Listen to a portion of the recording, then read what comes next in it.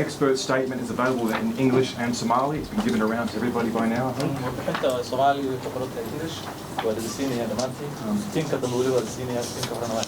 At the end, there will be some time to know your name and which news outlet you represent. This morning,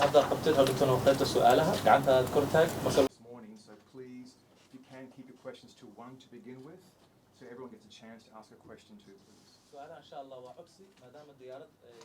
Thank you very much, Eri.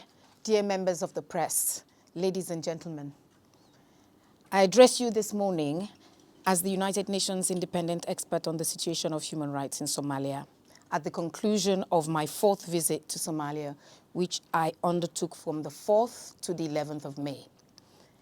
Let me begin my statement with my deep appreciation to the government of Somalia for its cooperation with my mandate and for its kind support in organizing the visit, as well as for the useful dialogue we have had, which I hope will continue in the future. I also take this opportunity to sincerely thank my colleagues at the United Nations and the African Union and members of the diplomatic communities on the ground for their unwavering support to make my visit a success. To recall, my mandate requires me to monitor and report on the situation of human rights in Somalia with a view to making recommendations on technical assistance and capacity building in the field of human rights. Thus, the aim of my visit was to assess the human rights situation, including on the implementation of my benchmarks and recommendations since the issuance of my last report in October 2024. Accordingly, these remarks represent my preliminary observations of my current visit to Mogadishu. During my visit, I met and interacted with the Interministerial Committee, which consists of officials of the Ministry of Family and Human Rights Development, the Ministry of Justice, Defense, the Interior, the Office of the Attorney General. I also met with the Ministry of Foreign Affairs and International Cooperation, the National Disability Agency, the National Independent Elections Commission, a member of the House of People and members of the Temporary Selection Panel mandated by the National Human Rights Commission law for the selection of commissioners to serve in the upcoming National Independent Human Rights Commission. I also had the opportunity to meet and discuss with a wide range of non-governmental stakeholders, including diverse civil society organizations, journalists, social media activists, persons with disability, representatives of minority groups, women, and other historically marginalized sections of the community. I met and interacted with the UN agencies, the African Union Support and Stabilization Mission here, and the diplomatic community with a view to deepen my understanding on the challenges and progress made in the promotion and protection of human rights in Somalia. Ladies and gentlemen, while assessing the human rights development in the context of the ongoing transition at the UN and at the AU levels in Somalia, I took note of the rapidly changing internal political, security, and humanitarian situations negatively impacting the enjoyment of human rights in the country. I strongly condemn Al-Shabaab, which remains the major perpetrator of a range of human rights abuses against civilians, including children, and for keeping the country in a perpetual security crisis. Moreover, the impact of climate change and the current global funding crisis have adversely affected Somalia disproportionately, as it mostly relies on international aid. These developments made the situation in Somalia volatile for the enjoyment of human rights.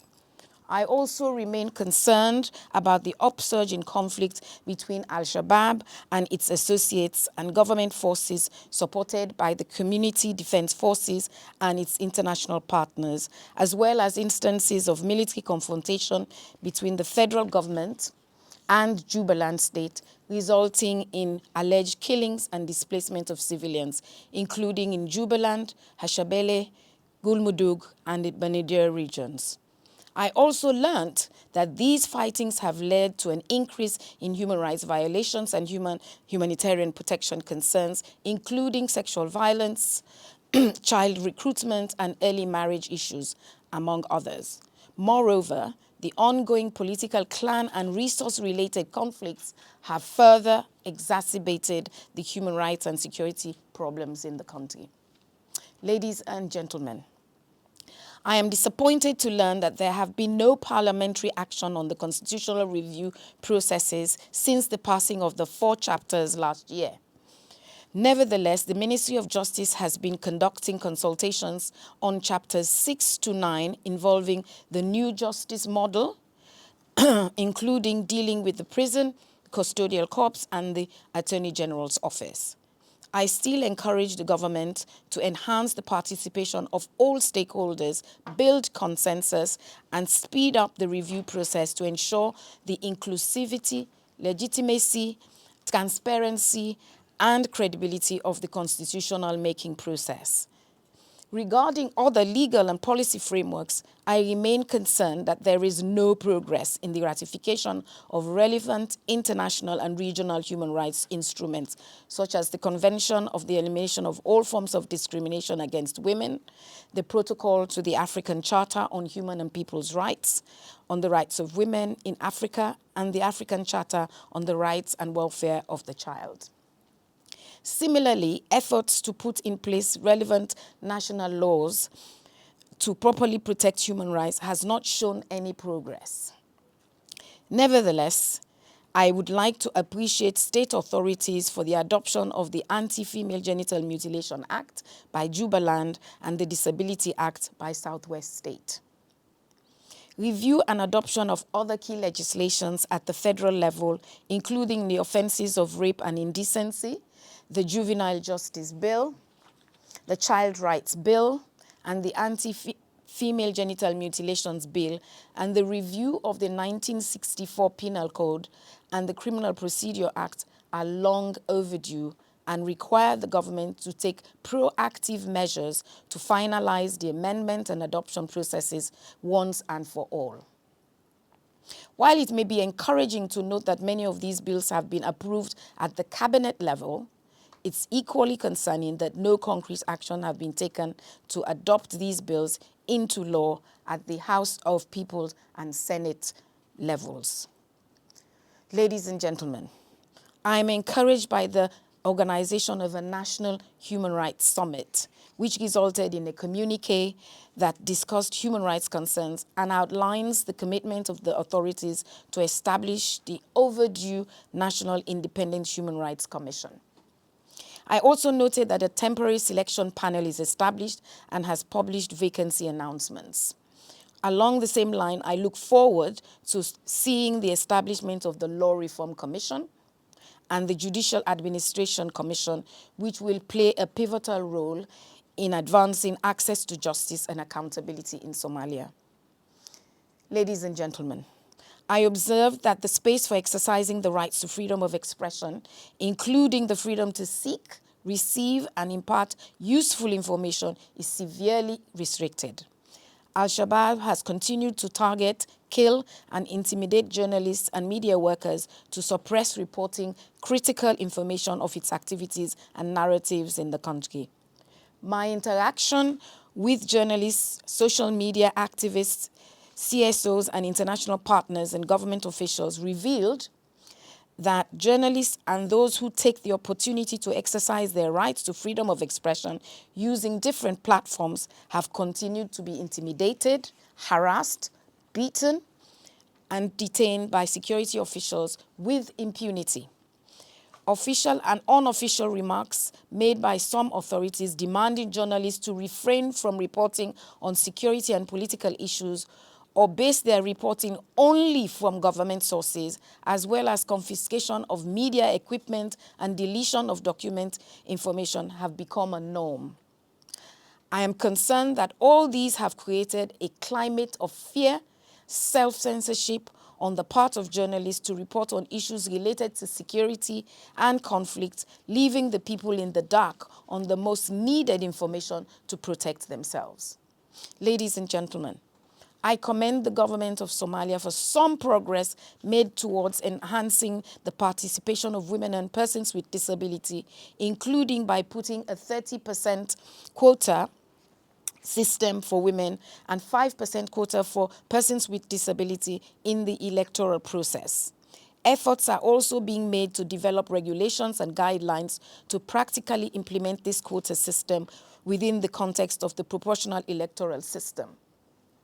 However, I received genuine concerns from various stakeholders about the use of the clan-based system of 4.5 entrenched in the governance system of the country that would determine the eventual outcome of the election process. I therefore demand the government of Somalia to ensure that the regulations and guidelines result in the practical application of these provisions.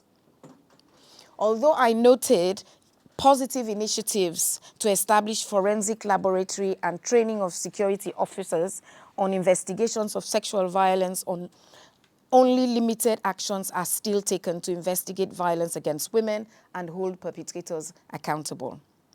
The challenge of women affected by human rights violations and abuse is further aggravated by the lack of support and protection due to the reduction of funding. In the meantime, I am pleased to learn that the National Disability Agency has now started its full operation by identifying priorities, intervention areas for the year. Equally, I noted the challenges faced by including stigma and discrimination at all levels and difficulties in accessing services and facilities. Given the magnitude of these challenges, I encourage the government and other partners to provide financial and technical support to the agency. Ladies and gentlemen, with regard to the rights of children, I welcome the effort of the Interministerial Committee on Children and Armed Conflict in following up on the implementation of the 2019 Roadmap on Children in Armed Conflict, as well as identifying and responding to the needs of children affected by conflict. In this regard, a curriculum on training for the protection of children in armed conflict is put in place, and the 2019 roadmap is being reviewed by the government of Somalia. I also noted the progress made on implementation of the age verification guidelines and cooperation on the handover of disengaged children to the government to be put through rehabilitation measures. Nonetheless, grave violations against children, such as recruitment of children by the Community Defense Forces and the clan militia, has continued. Similarly, the ongoing conflict, the funding crisis, and the dire impact of climate change in some parts of the country have contributed to the closure of schools and an increase in the displacement of families, affecting children disproportionately. Ladies and gentlemen, whereas there is consensus on the presence of minority groups in the country, there seems to be a lack of clear understanding of who these groups should include. Along the same lines, I noted there is lack of an appetite to fully accommodate them in crucial national and regional decision-making processes. Members of minorities and marginalized groups have continued to face discrimination at all levels, including accessing public services and exercising their right to participation. No solid action or process seems to have been put in place to protect the fundamental human rights of this group. I call on the government to therefore embark on concrete legal and institutional measures to safeguard the rights of those groups left behind and enhance inclusivity and equality among all groups of the community as is being promoted by the government. Finally, ladies and gentlemen, as we consider the United Nations and the AU transition in Somalia, I call upon the government of Somalia to seize this opportunity to accelerate its work on the constitutional review and adoption process, establishing legislative and institutional frameworks to guarantee the rights of Somalis going forward. At the same time, strengthen its policy and institutions to properly deal with its fragile security, political, and humanitarian realities. Moreover, addressing the negative impact of climate change and the current funding crisis on the population, in particular ensuring access to basic social services such as water supply, food, healthcare, delivery, and education for all children are essential. I also request the international community to support the efforts of Somalia in this regard. The findings of my visit and other recommendations will be presented in my comprehensive report to the Human Rights Council at its 60th session and to the General Assembly at its 80th session late this year. I thank you for listening. Thank you, Ms. Dyfan. Thank you. My name is Abdulrazak Abdullahi Adam. I am from Mustaqbal Media. So my question says, the growing incidence of arbitrary detention to press freedom. So what immediate actions have you recommended to Somali authorities to address these human rights violations? And what steps are being taken to ensure accountability for those responsible? Yeah. The first is that I met with the Attorney General's office and I put this question to them as well. And I'm informed by him that there is now a group that monitors detention centers to ensure that if there is any detention, that they would look into the matter and they will release within 48 hours if there are no charges by the police. The second is that I've asked them to put in place a moratorium on using the penal code to charge journalists. In fact, in effect, they should be using the media law if they have grounds to charge any of the journalists. The third thing is that I have asked them to amend both the media law that also reflects some concerns in the Media Council. So those are the three immediate things. Ensure that they release. If they arrest, they should release if they're not charging within the law, which is 48 hours. And that the Attorney General's office should be in charge of that. And if we hear anything at my presentation, I would have to raise that also at the Human Rights Council.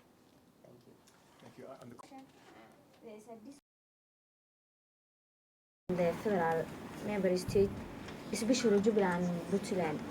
So what is the role of the UN resolving this conflict? Question, not so much human rights. So I don't think she can actually give you a response on that one, I'm sorry to say. So, please, up to you. Thank you.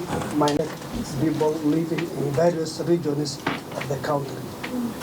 What the plan of UN and AU in their places, and what will you report this you back to your headquarters? To be clear, this is the independent expert on human rights in Somalia. So she's not the person for the FMS, FGS issues or the RAIN. It's more on the human rights as per.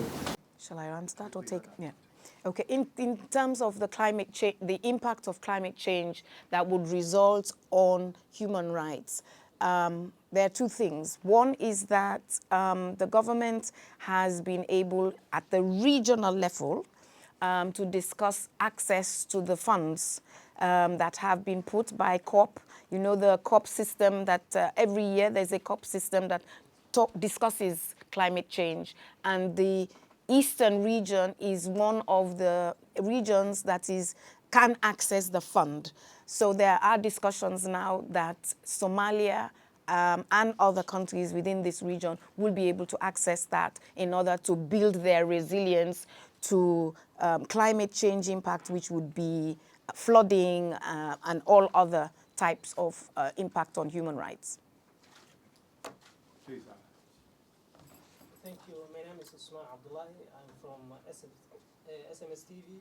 Collaboration with the different segments of community, and how do you monitor the difficult living conditions faced by vulnerable community? I had good cooperation with everyone. All the stakeholders that I wanted to meet met me.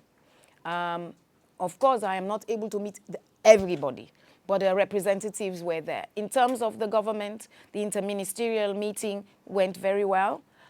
In terms of civil society and other groups, I met them and they were able to inform me about their challenges and lack of progress in many areas. And all the vulnerable groups were represented, whether it was minority or marginalized group, and even in terms of the minorities, the various minority sectors. So it's not like just one group, but various groups within that. I held meetings with them separately as well. So I'm pleased that there's a platform for them to meet me. questions, please. Please. My name is Hamdi Hassan Ahmed. Can you share specific examples of how your recommendations have been implemented to address human rights abuses? Okay. I think it is important to look back on the Human Rights Summit that was held some time ago. I think I was not here, but we watched it and we've read the communique. I think that forms the basis of the commitment by the government and those who attended that human rights for everyone would be respected and protected. That's at least is the first time that such a summit is being held. And it's now for all the stakeholders to take this commitment and advocate and continue to follow up with the government and the international community on ensuring that those commitments are made. One of them is the National Human Rights Commission. That has been overdue for a long time. And there's a commitment in that communique that this time round, they will establish it by the parliament, and the commissioners will be appointed. And the steps that I have seen, which is setting up the recruitment panel and announcing the vacancies, is one step towards that. We now have to see whether or not that commission will be formed, and other commissions too. It's not just that one that will protect human rights. You need the commission on the judiciary, you need the law reform commission, because most of the laws now have to be amended for the modern time. Those the laws that they're applying now are very old and not applicable to today's world. Folks, are there more questions? Going once, going twice. In that case, Ms. Dyfan, thank you for your time today. Thank you. Media, thank you for your time today as well. Please, there is coffee and tea over there too. Ms. Dyfan has a plane to catch, as I mentioned earlier. We thank her for her time this morning. We'll send around, of course, by email, cleaned up versions of these statements and photos and video too for those who want it. Okay, thank you very much, Ari.